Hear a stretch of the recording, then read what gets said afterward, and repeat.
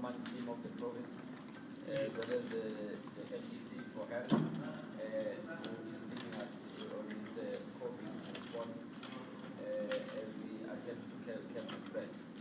Without any further delay, I'm going to hand over to the orange team now, which will produce the statement from the provincial government. We take questions and then we'll get to the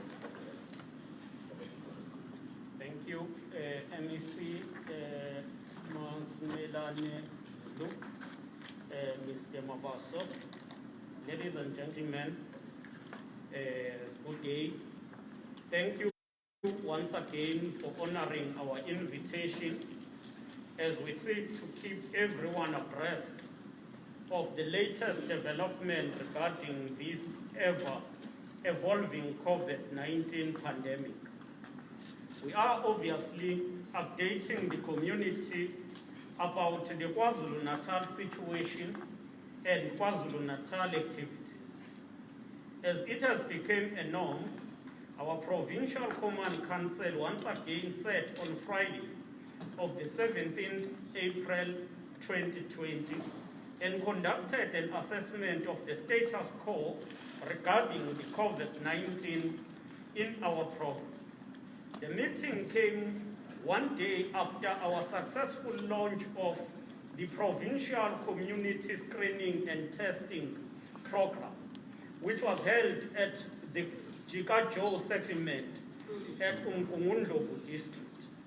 Through this community screening and testing program, we have been able to screen more than 95,952 people, and we have been able to test more than 480 people.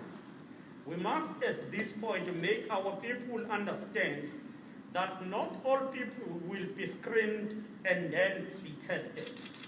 Testing only happens after the screening has revealed the need for the test. It must then be clear that in some cases you will be screened but not tested.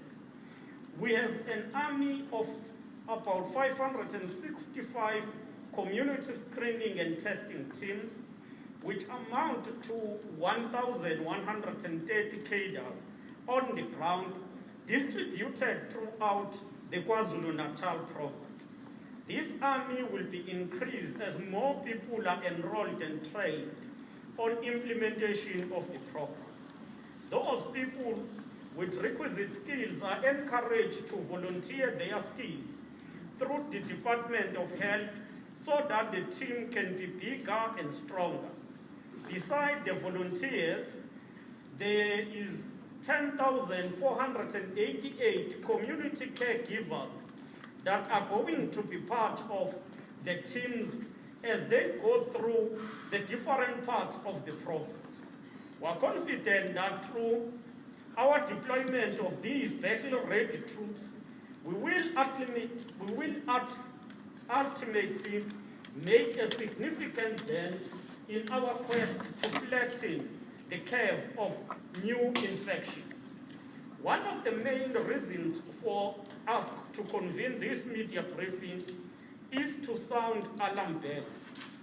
We want to inform you and the people of KwaZulu-Natal that all is not well, and that we need to take urgent and drastic actions because we are at risk of losing this battle if we behave as if everything is normal. Before I elaborate on this, let me premise by taking you through the findings of our analysis of the latest statistics for COVID-19. Up to 17th April 2020, KwaZulu-Natal is in the third spot amongst the provinces with COVID-19 burden. This is as follows: Gauteng at 1,018 cases, Western Cape at 717 cases, and ourselves, KwaZulu-Natal, at 587 cases.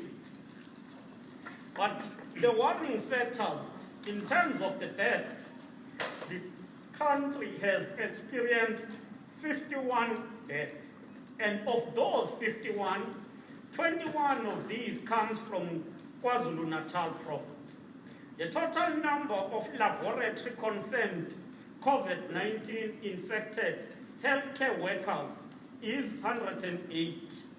KwaZulu-Natal has contributed to 18% of new cases in the country.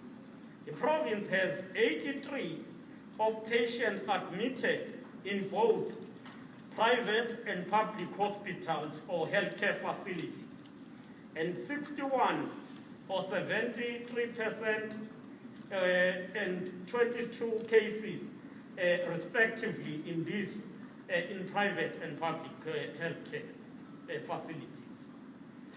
3 of the 83 admitted patients are in intensive care, ICU, which means that their situation is of serious concern. The province has discharged 38% or 50 out of 183 hospitalized patients since the start of this pandemic. It must be noted that eThekwini Metro continues to experience the highest number and impact of coronavirus. Over half, or to be specific, 54% of patients are in self-isolation. 18% of patients have recovered. 4 cases of demands. 4% of cases of people who have passed on. Now, if you look to this, it shows that there is a need to have more stricter intervention. To further illustrate the seriousness of the situation that we are fighting, let us also break from our tradition and take you through district by district, and therefore provide you with the breakdown of cases per district. Amajuba district, 8 cases. King Petwayo, 11 cases. Erikwala, 1 case. Ilembe, 26 cases. UMgungundlovu, 15 cases. No. Ugu, 15 cases. UMgungundlovu, 46 cases. Umkhanyakude, 21 cases. Umzinyathi, 2 cases. Uthukela, 19 cases. Zululand, 2 cases. eThekwini, 383 cases. Now you will see the total is 534, and eThekwini has 383 cases. I must also emphasize or elaborate. Of 21 cases in Umkhanyaku, almost all of them, most of them were of tourists who came visiting at the beginning of COVID-19. Most of them were from France. There are also unallocated patients, and these are coming from the private sector hospitals. Of the new cases recorded in KwaZulu-Natal, a staggering 77% were from eThekwini district alone. So each and every day we record cases, and 77% of cases that are reported now will be coming from eThekwini. eThekwini district has also registered the highest death rate since the start of the pandemic, and the highest number of contact cases. It has therefore become crystal clear that eThekwini district has become the epicenter of COVID-19 in KwaZulu-Natal province. Although this may be explained by the fact that eThekwini is a metro and is the highest concentration of the population of KwaZulu-Natal, these figures are nevertheless extremely worrying. This new emerging trend is indicative of the fact that too many people and some institutions are not adhering to the lockdown regulations. Indeed, when you conduct monitoring and assessment, we have observed in the past that in some parts of Durban CBD and in some of our townships and suburbs, you see a very high number of cars on the road as well as pedestrians. You then begin to question whether all of these people have ventured out of their homes due to emergencies or to get food or medication in line with the regulations of the lockdown. We also noticed that many people, especially the youth, generally do not practice social distancing and can be seen roaming the street or standing in groups, and that is worrying. This kind of behavior must stop. People need to stop being in denial. None must think that they are safe. No one must think that they are safe from getting infected with COVID-19, either because of their age, race, or geographical location. The above emerging trend warrant urgent and decisive actions. Such action needs to be taken now and by all of us as the people of KwaZulu-Natal. In intensifying lockdown for eThekwini, it is for these reasons that the Provincial Command Council decided on Friday to implement an intensified lockdown for eThekwini District. We've issued a directive to our law enforcement authorities to apply the law in its strictest form and to make sure that there are no compromises. We want them to make sure that the violation of the breakdown by people who are supposed to be at home is met with concomitant punishment as set out by the law. There must be serious punishment to keep people adhering to the regulations. We wish to once again plead with our people to stay at home and respect the law. This is a health emergency. We are in a disaster mood. It is not business as usual. It is a mantra that we must recite every morning, if that is what it needs to take. We need, when we wake up, we need to say to ourselves repeatedly, stay at home, respect the law. This is a healthy emergency. We are in a disaster mode. It is not business as usual. We cannot treat things as if they are normal. Interventions as we go forward.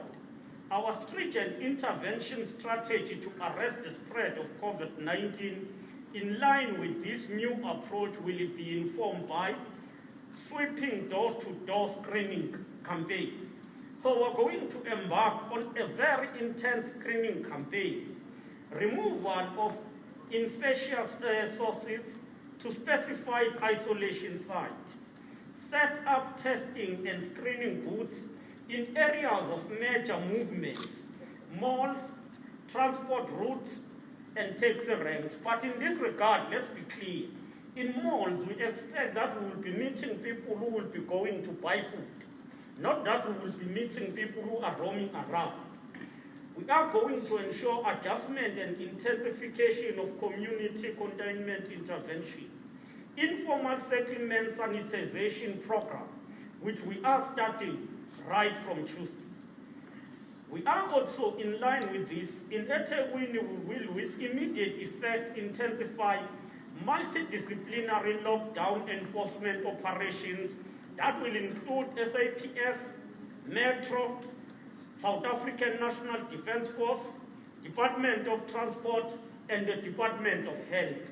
All of them will be working together to enforce the regulations. This will include the following operational concept to vigorously ensure compliance of the Disaster Management Act: roadblocks, vehicle checkpoints, movement checks of people even at high commuter areas, So this thing of going around and think that you will not be searched or asked, it's now coming to an end, and we will want to enforce. During the mass screening, escort teams will be escorting health officials, conducting screening and safeguard officials, lockdown of hotspots to ensure thorough screening and testing. Now, let me explain further what we mean.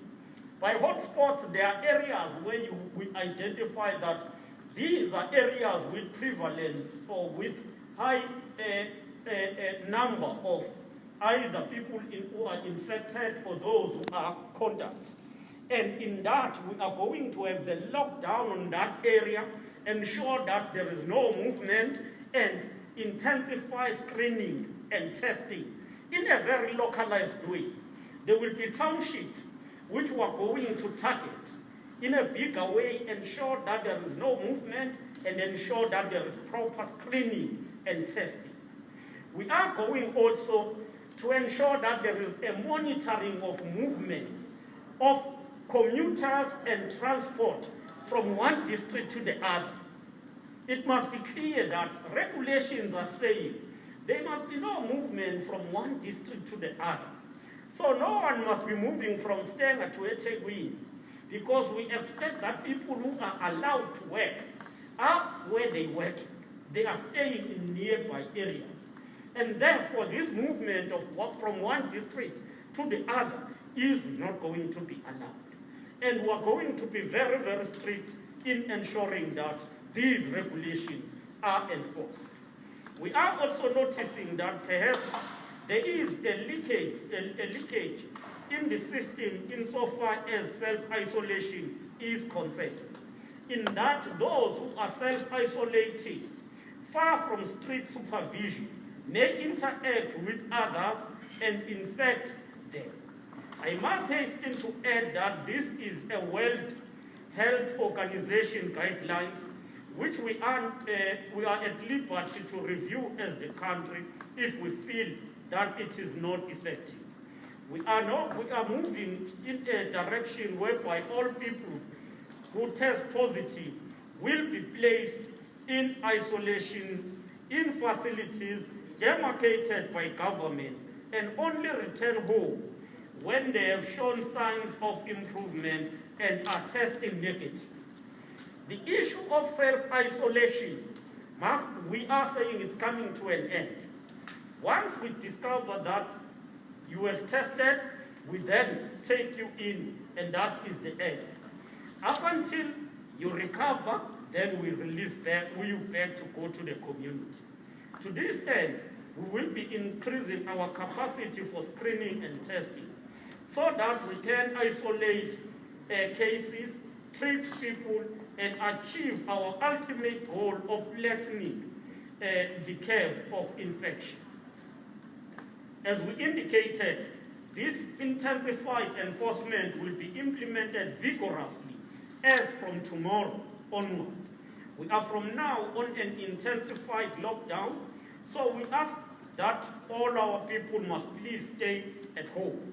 We are appealing to the people of our province to abide by the regulations of the national lockdown. We need our fellow compatriots to understand that this lockdown and the stricter application thereof is for our own health and the health of all citizens of the province. We do not want what we've seen in other countries to happen here. As a country, we are still grappling with the challenge of HIV and AIDS, which once tore through our communities. What it took for us to begin to flatten the curve for HIV and AIDS was not only wide-scale access to ARVs, but also it was the behavioral change. And therefore, even now, we still need a behavioral change. Let us therefore adhere to these regulations and ensure that we do our part today so that we have nothing to regret tomorrow. Now that is our message that we want to emphasize to all people of KwaZulu-Natal. There is no deviation from national, but there is a stricter implementation, enforcement of regulations. Thank you very much. May I quickly allow the MC to say or take the question? I don't know. Then second. Then forward to the back. That order, I think you know the protocol. Introduce yourself and you need help. Okay. Good afternoon, Mr. Premier. My name is Kosko Naduma from Iota News. The first question, Mr. Premier, is that last year's flood victims, some of them are still in shelters. We visited some of them on Friday and they complained that they haven't been receiving assistance.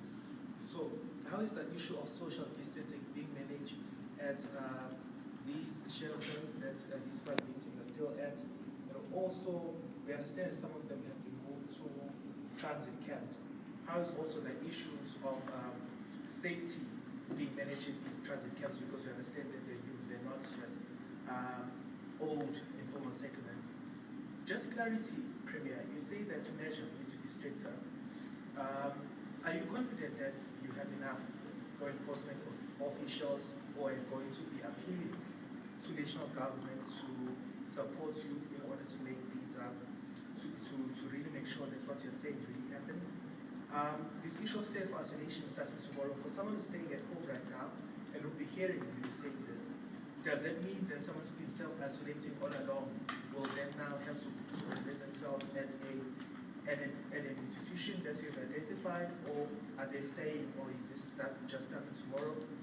And lastly, this issue of Kingsway, we understand that the last speaker we were given was 6 health workers, but the testing was taking place.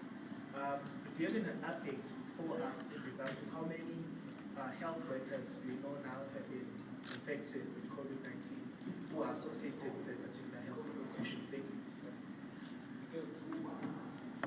Thank you very much. My name is Sihle Zikalala. I work for SABC News.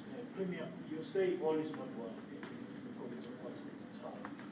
Perhaps the question is, looking at the period that we have of this lockdown, the remaining 2 weeks that we have, with these new measures that you have introduced that you are going to put in place, are you confident that by the end of this month, we will be in a better position where even if the lockdown is actually relaxed, the province can go back to normal?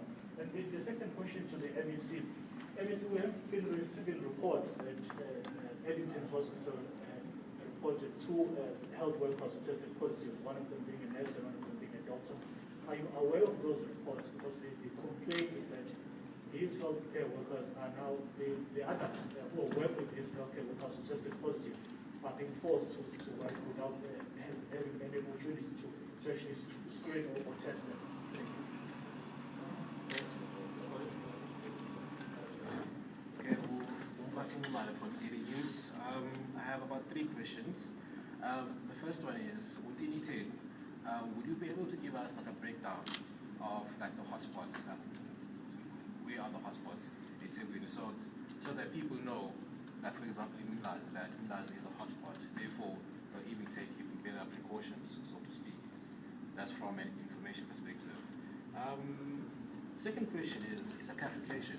You said that Ethekwini is leading in terms of the number of infections and deaths. So naturally, would I be wrong in assuming that in the country, Ethekwini is number 1?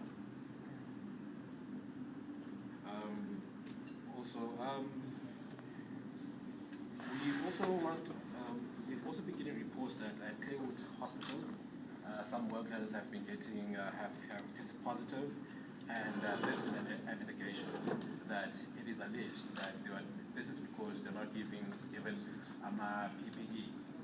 So we just want to get more information on that, whether it's true or not. Yeah, that's me. That's correct. My name is Chuba. I work for ANC. I have 2 questions, one for Premier and one for the NEC. Maybe to start with you, Premier, you're saying that from now on you'll be intensifying campaigns to ensure that people who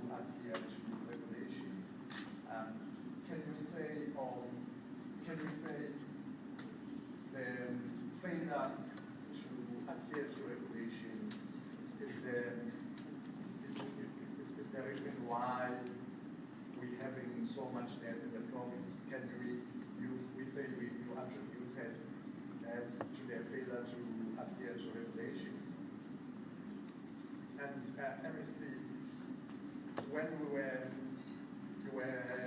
briefing us last time, you spoke about the case and the situation at Central Castle.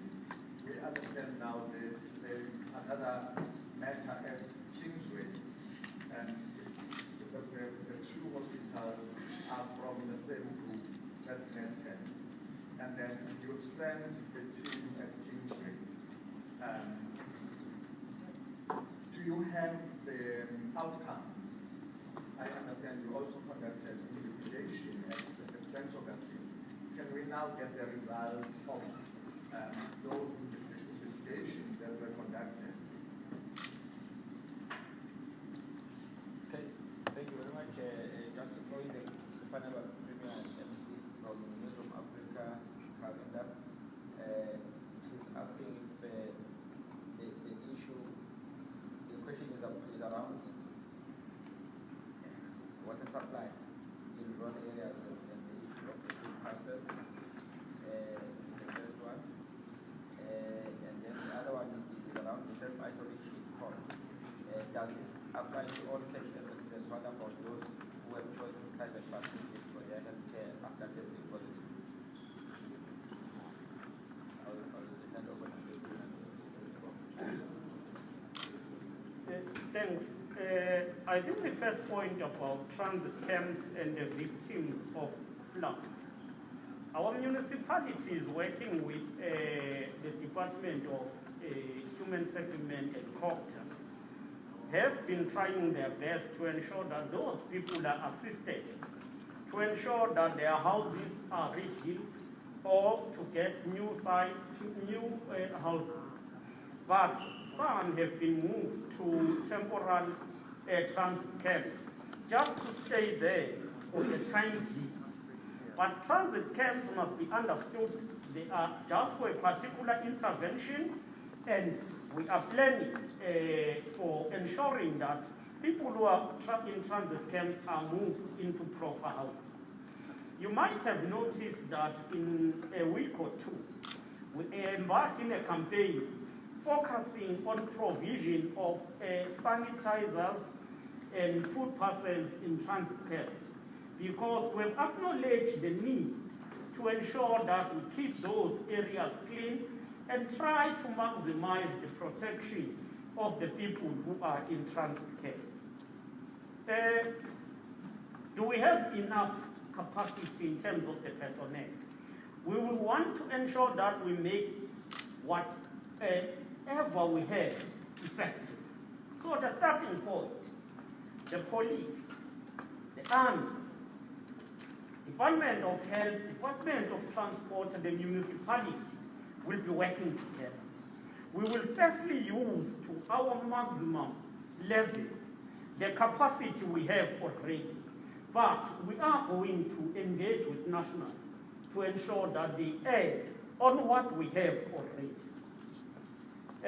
With regard to self-isolation, I'm sure MEC will deal with the issue of self-isolation in detail.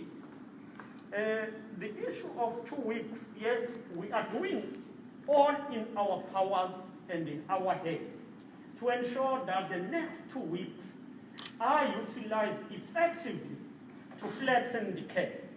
We will want to see the reduction. And that's why we are saying we are zooming into a district which is highly affected. And we want to ensure that this district will reduce the infection level so that when the national government consider whether we are lifting down the lockdown or not, we would be in a position where we will say eThekwini have also decreased the infection level.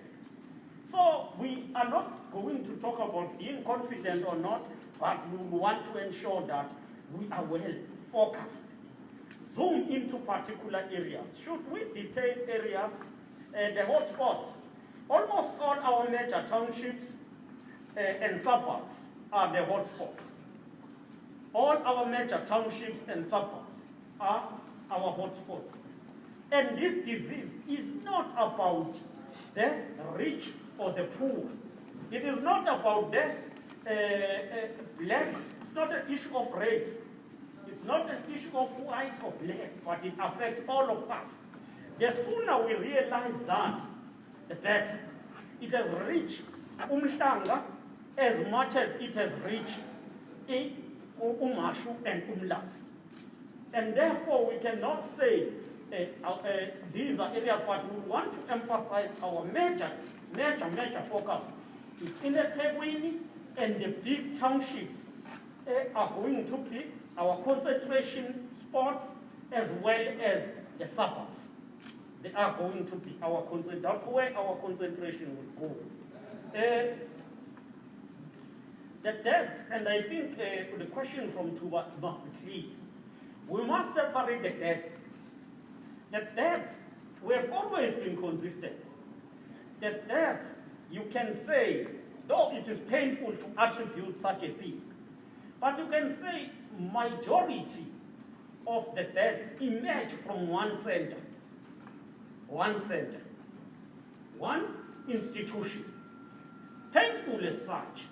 It means there was just an irresponsibility, negligence, some level of negligence from some of those who are in that center. And that's why we've said the investigation must be conducted to deal with that center. But the infection comes from a different approach. The infection is in a main caused by those who are self-isolating, claiming to be self-isolating, yet they will be going around, roaming the streets, interacting with their families. So that's why we are saying we are now targeting straight into the ward, starting from the district into the ward and focusing on an individual. And that is our approach in relation to that. We want to be emphatic with regard to the issue of investigation. I'm sure MEC will deal with that. Water. We have provided water tankers and static tanks to a number of rural areas. We've realized that some municipalities have not installed these static tanks. And we want to call on all municipalities to make use of the static tanks and water tankers. Water tankers are the one that delivers water. The static tanks is the one that must be installed in each and every area so that people will come to collect water from there. And we want to assure the people where we don't have these tools, still going to ensure that we provide it. Food parcels, this is not just a question of a food parcel for us. It should be understood in the context of a social relief program, where those who are needy and cannot sustain their livelihood are supported. And therefore, in doing so, we are emphasizing that we must place respect of the dignity of the people. The fact that they are needy does not mean that their dignity must be undermined. And I'm sure that at a later stage we will be communicating, but we don't want people going around placing food parcels and individuals as if we want to exhibit or we want to explore the state of our people. We must treat them with respect, irrespective of where they are. Attached to that will be the issue of politicizing food parcels. If we provide food parcels, let's provide that as a social relief program to the people, not on the basis of a political party and affiliation. Let us serve all our people as they are, irrespective of the party they belong to. And let's do that honestly.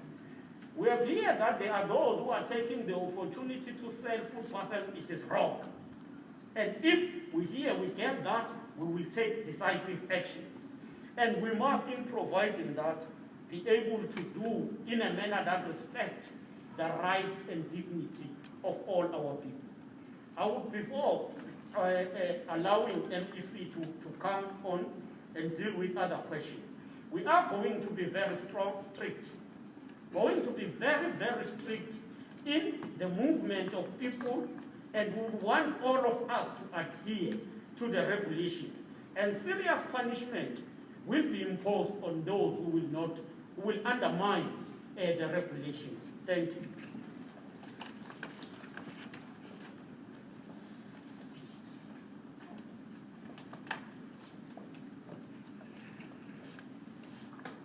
Thank you very much, Premier. Good afternoon, ladies and gentlemen. A few questions that, as the Department of Health, we are going to have to respond to. The first one that comes from Ngoskona, I think that was directed to us, was whether those who have already been told to say self-isolate or self-quarantine must now present themselves to the facilities. No. The answer is no.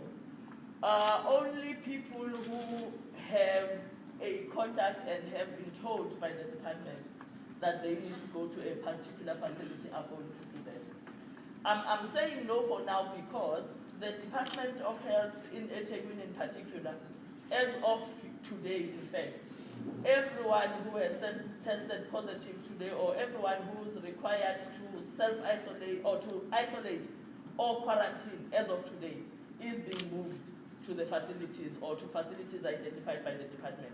So once that process is concluded in the next day or two of the people that have been tested, then the department will go back and look at the history and how the different people that are self-isolating have been conducting themselves. And those that are seen to be not adhering to the rules are definitely going to be taken into facilities. We unfortunately have very serious and unexpected experiences in various areas where people have been requested to self-isolate and they indicated that they were doing so. However, we find that from time to time as a department we get calls from communities to say they are seeing these people moving around, going to the malls and having some engagement. Now, we've then decided that we will have to move all of those into the facilities, but the department is then going to get in touch with those people and actually find a system of how these people are going to be moved into the different facilities. The next question from SAPC was talking to the healthcare workers about two that are apparently are positive. We are aware of the case in Edmonton, and that case unfortunately is linked to St. Augustine Hospital. However, immediately when we received the details, we tested all the contacts. Again, it's what the Premier was expecting. The screening and testing, it's not necessary that everyone is going to be tested, but because we have to screen and we test you when you have been a contact, that is how the testing happens. You would often find that someone will say, I work in the same hospital, however, I've not been tested. You will not be tested if you have not been in contact with the person who is positive or the person who has found to be positive after being in contact with that person. So we need to be able to distinguish that we only test the contacts, not necessarily at this point the contacts of the contacts in relation to the testing generally. But I must indicate and emphasize the point that was raised by the Premier that our screening and testing protocols are in line with what the World Health Organization has indicated and are in line with the suggestion of the National Institute of Communicable Diseases in South Africa. And that is why people, where they are perceived as people who have the capacity to self-isolate or who have the capacity to self-quarantine, are encouraged to do so.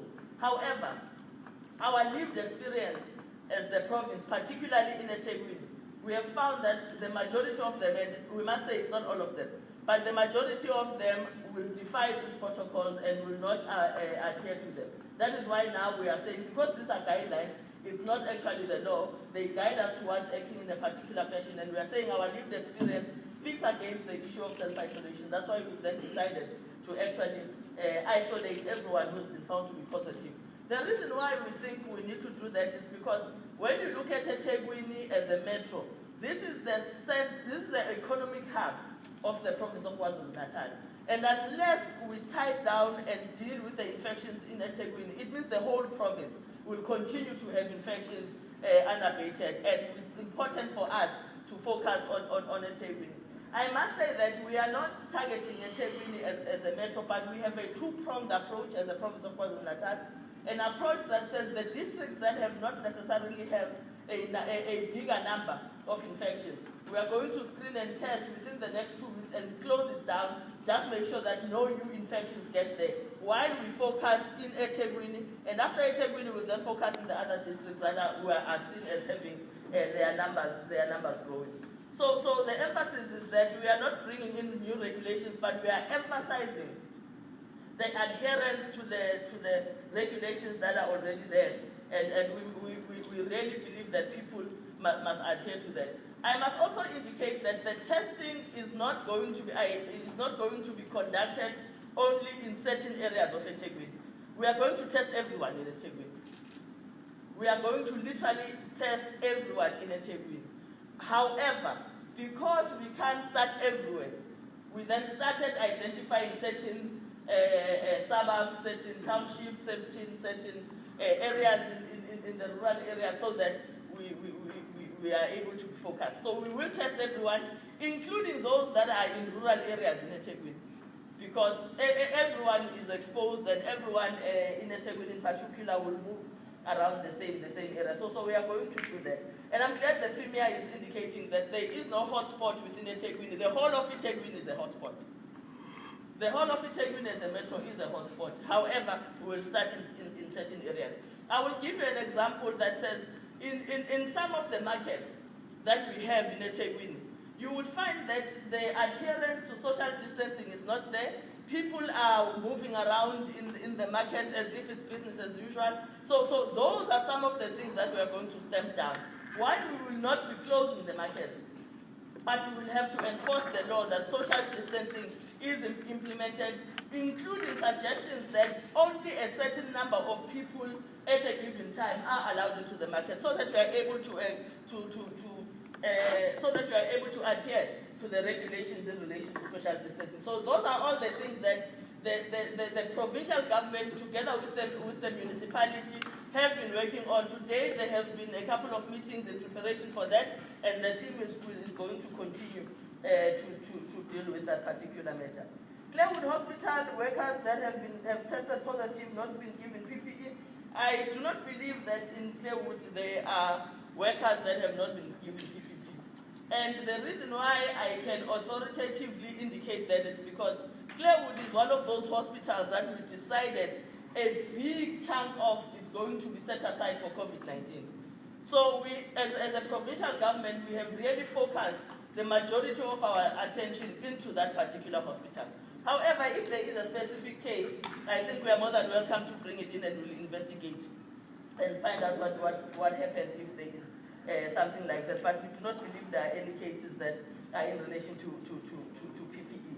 If there are workers that have been found to be positive, again, you would often find it's sometimes not necessarily because of the work that they are doing there. It could be in relation to where they live, who they've been in touch with, who they've been engaging with, as I've indicated in the case of Ellington, that the worker that tested positive was as a result of the association with one other worker who worked at St. Augustine's Hospital. Investigations into St. Augustine's and Kingsway, are they concluded? Not yet. We are still waiting for the results. We know that clinically, our investigations have been concluded in terms of taking the swabs in the whole facilities and so forth. But you need to be more in depth when you investigate these matters. It's not just at that particular level. But we also think it's not necessary for us to rush this particular investigation. For us to be able to get a credible outcome, we need to give the process we need to give the process an opportunity to run itself properly, so that they get a credible outcome out of whatever investigation is being conducted. So at this point, we don't have any report as yet. And as soon as we receive these reports, we will indicate, because they will also have to go to the minister and will indicate. But I also wanted to indicate something that we have not indicated before, that in St. Augustine, the complex itself, there is a ward or a building that is not necessarily linked to to the main building of the hospital, but this is a building that was utilized or that is being utilized for as a dialysis center. Now, understanding the shortage of dialysis in the province, when we closed down the hospital, we then agreed with the hospital that that particular dialysis center will continue to function on the basis that it is separate. It's separate from the main building. Although we raised an issue with the group to say how sure are they that the virus has not moved around, and they indicated that it was not possible for the virus to move around because the healthcare workers that work in the hospital don't necessarily work in the dialysis center. I must indicate that as of Wednesday, we were informed that close to 7 patients in that facility have been found to be positive. We are now faced with a situation where we need to instruct, and we have indicated to St. Augustine that they must find alternative centers for these particular patients to be dialyzed. Now, we must then understand clinically that it's not possible for someone to just stop dialysis at that particular point, because if you do that, in about 3 days or 4 days, you run the risk of that person complicating and therefore passing on. So we are giving St. Augustine an opportunity, and we've given them a week to say what are they going to do with these patients, where are they going to take them, but they need to test all of them at this point and indicate how many, other than the 7 that we know, are already positive. In Kingsway, how many staff members have been found to be positive? 10. 10 staff members have been found to be positive, but we are continuing with the test, and we are still waiting for the results in those tests. Premier, I think those were the questions that I had, and I needed to respond to. Yes. Thank you. The other question that I have, I think we're going to take the final round, is coming from the witness newspaper. It's asking can the Premier and the NBC address some comment on the increase, especially in the number of infections at private hospitals. People are contracting the virus while it's private hospitals, so you want this to be addressed. Can you take the next one? The final one? I think that's when I have the second part. Yeah. Okay. Over to you. Yeah. All right. I just wanted to get information if the department is aware of this. Apparently, at Cambridge, by demonstration, employees found that one of them was positive, and the management of Cambridge allegedly did not do any tests, and they told employees to come back without any normal precautions that would be taken in that kind of situation. So I just wanted to know if the department is aware of that, and if it is aware, is it going to be taking any steps in regards to that?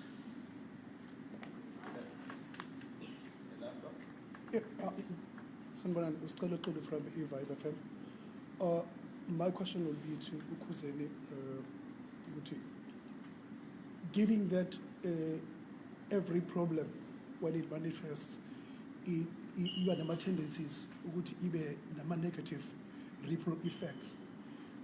As number of people are not working because of the lockdown, and others were not working, and the food banks, maybe if this thing can carry beyond what it is, somehow to run dry, do we have like an alternative way probably to utilize our agrarian land somewhere in the area, maybe to start planting vegetables so that by in the space of 3 months we'll be having at least enough food to provide?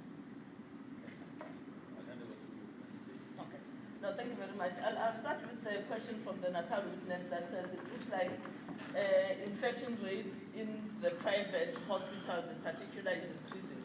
I don't think we need to make a general statement like that. We must indicate that yes, we have had infections in the private sector, particularly the 2 hospitals that we have indicated. But I must also indicate that we have been receiving complaints from a number of hospitals that are there within the province of KwaZulu-Natal. So immediately on Monday last week, we then took a decision that 18 is established within the Department of Health that is going to visit all the private hospitals that we have in the province. and test, look at whether they are adhering to the protocols, where do they need the support, and where should we put our foot down as the department and say, you need to implement this or else. So the team started working on Monday, and I must say that on Wednesday, just when the team was started to work, started doing their work, the issue of Kingsway came up. But we are continuing and we are going throughout the province. And we decided that let's start with the private hospitals that are in eThekwini, Ilembe, UMgungundlovu and Ugu. And as soon as we finish that, we will then be moving on to the other hospitals outside of those areas. And in that, the first group that we are adding, we are also adding Jika Joe District, because they also have a private hospital, and we have had some complaints, and we are then investigation in relation to those.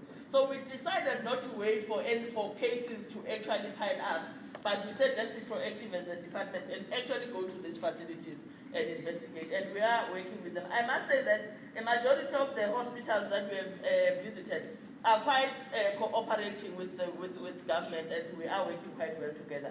That doesn't mean where action should be taken, we are not going to take the actions, because we will then have to do that if it's necessary, or if the outcomes indicate that we need to do so. Cambridge, are we aware of a patient that was found to be positive? At this point, I can say no. We have not had that particular complaint, but we will continue to investigate. However, I want to indicate this is one of the reasons why we say eThekwini as a whole must be tested, because at this point there is no way of telling who has the virus or where the virus is. The important thing that we need to emphasize, and all of us understand, is that the virus does not move. It's people who move the virus. So by continuing not to adhere to the regulations, then we will continue to move the virus, and therefore the government is never going to be able to lock it down. That's why we've then decided, we've taken this decision that let's implement this particular issue in relation to the lockdown, and emphasize that the regulations are adhered to strictly. Thank you very much.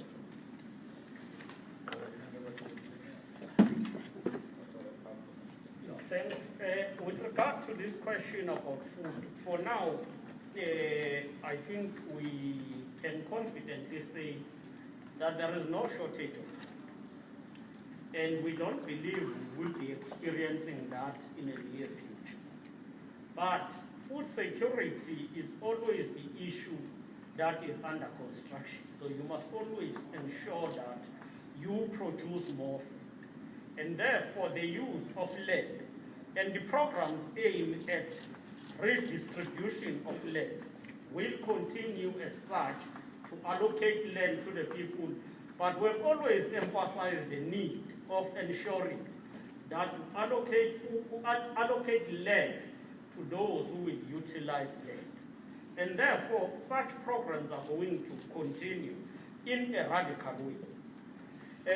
Mhlawumbe sisho nje kafishane ukuthi njengohulumeni waKwaZulu Natal indlela izinga le-infection ye-Covid19 elinyuka ngayo, especially eThekwini, liyaphoqa ukuthi kube nezinto esizithathayo, singathathi nje izinto kalula, ngoba ubheka kuma-new infections itheku liyalida la KwaZulu Natal, futhi lilida kakhulu. Lokhu-ke kusibeke esimeni esiphoqa ukuthi siqinise lama-regulations eThekwini, isikakhulukazi ngoba eThekwini usabona abantu beyihambela nje edolobheni, ubone iy'moto ziningi, ubone ukuthi akuzona zonke ey'phume emakhaya ngoba kunezimo ey'phuthumayo noma bayofuna imithi yezempilo noma bafune ukudla.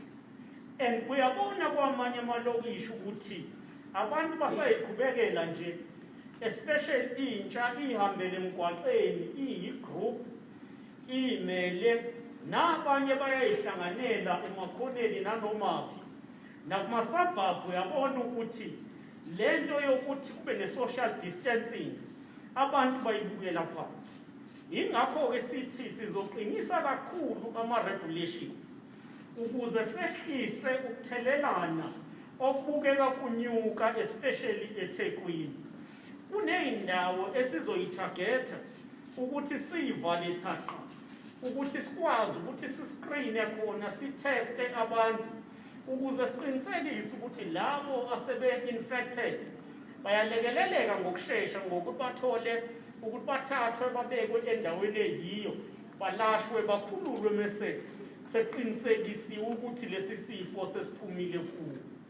Sizoqinisekisa ukuthi iy'moto ey'hamba emgwaqeni ziyahlolwa imoto nemoto ukuthi ngempela ihamba ngoba kunesidingo. Sizo-check-a futhi even emalokishini ukuthi abantu bayayilandela le migomo ebekiwe uhulumeni. Sikwenza konke lokhu ukuze sigcine isizwe sakithi siphilile.